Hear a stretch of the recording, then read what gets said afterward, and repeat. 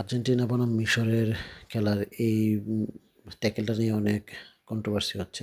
এখানে একটু খেয়াল করে দেখেন, ফার্স্ট টাচ সেটা হচ্ছে যে আলভারেজ, সরি আলভারেজ না, এখানে হচ্ছে এনজো ফার্নান্দেজ। এই যে বলটা দেখেন সালার পা থেকে কিন্তু সরে গেছে, সরে যাওয়ার পরে কিন্তু সে কিন্তু বলটা উইন করে নিছে কিন্তু এখানে এনজো। সো উইন করে নেওয়ার পরে হচ্ছে এখানে বলের সাথে আর সালার কোনো কানেক্টিভিটি নেই। অতএব এইখানে ট্যাকেলের ক্ষেত্রে যেটা হচ্ছে যে ডি বক্সের ভিতরে যদি আপনার কানেক্টিভিটি না থাকে তাহলে সেটা ফাউল হবে না, অন্তত পক্ষে ডি বক্সের ভিতরে সেটাই বলে।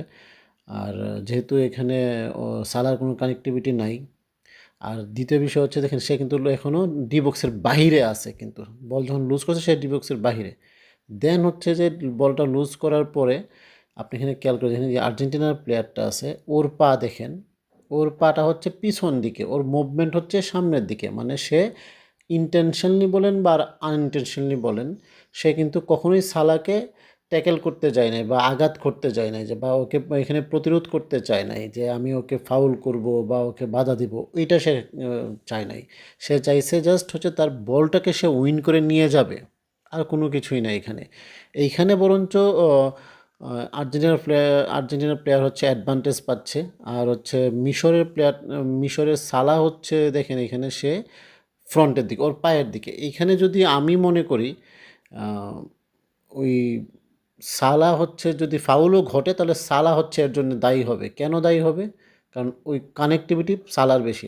এইখানে দেখেন খেয়াল করে, ওই আমি যদি একটা প্লেয়ার যদি ফাউল করতে যায় তাহলে তাকে হচ্ছে প্রথমে পা সামনে নিতে হবে, সে পিছন থেকে তো পা ফাউল করতে পারবে না। এই আর্জেন্টিনার প্লেয়ারের পা হচ্ছে পেছনে, সে এখান থেকে ফাউলটা কীভাবে ঘটাবে আসলে? এখানে সালা ইন্টেনশনালি ওর পায়ের মধ্যে লাগাইছে পাটা, লাগানোর পরে সে পড়ে গেছে। এবং ইন্টারন্যাশনালি বলা যাবে না, কারণ সে যেহেতু এখানে বলটা উইন করতে যাচ্ছিল, সো এটা হইতে পারে। সো দিন শেষে মুদ্রা আলাপ হচ্ছে এইখানে আমরা যে বিষয়টা দেখতে পাচ্ছি সেটা হচ্ছে একটা পিওর ট্যাকেল, এটা ফাউল না কখনোই।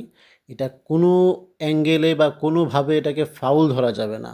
সো এখানে রেফারির যতই দায়ী দেখি আমরা, আসলে রেফারি তার নিয়মের মধ্যে থেকেই বিষয়টাকে সমাধান করছে। So no more controversy.